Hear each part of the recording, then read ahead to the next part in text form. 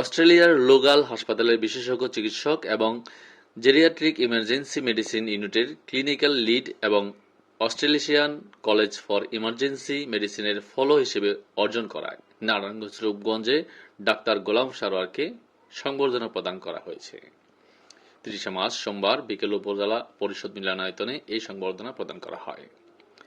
আর এই সংবর্ধনা উপলক্ষে বীর মুক্তিযোদ্ধা পরিবার ও বিশেষ চাহিদা সম্পন্নদের মাঝে বিনামূল্য চিকিৎসা সেবা দেওয়া হয়েছে। ডাক্তার গোলাম সারোয়ার রূপগঞ্জ উপজেলা বিএনপির সাবেক সিনিয়র সহসভাপতি আলহাজ হাসান আলীর ছেলে ও নারায়ণগঞ্জ জেলা বিএনপির সাবেক সাধারণ সম্পাদক গোলাম ফারুক খোকনের ছোট ভাই।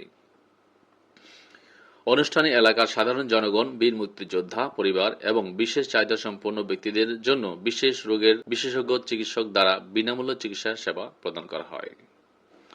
উপজেলা পরিবার পরিকল্পনা ও স্বাস্থ্য কর্মকর্তা ডাক্তার আইবি ফেরদৌস, বীর মুক্তিযোদ্ধা আমানুল্লাহ, অ্যাডভোকেট জহুরুল ইসলাম, একেএম ফারুক নয়ন সহ আরও অনেকে বিনামূল্য চিকিৎসা সেবা পেয়ে অত্যন্ত খুশি হয়েছেন সেবাগ্রহীতারা। সেই সাথে প্রতিনিয়ত যাতে রূপগঞ্জের নিরীহ ও দরিদ্র মানুষের এইভাবে বিনামূল্যে চিকিৎসা সেবা দেওয়া হয় সেজন্য ডাক্তার গোলাম সারোয়ারকে অনুরোধ করানো হয়।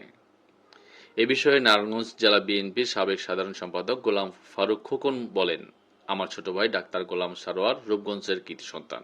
সে নিরীহ ও অসহায় মানুষকে সবসময় বিনামূল্য চিকিৎসা দিবে ইনশাআল্লাহ। সকলের কাছে ডাক্তার গোলাম সারোয়ারের জন্য তিনি দোয়া চেয়েছেন।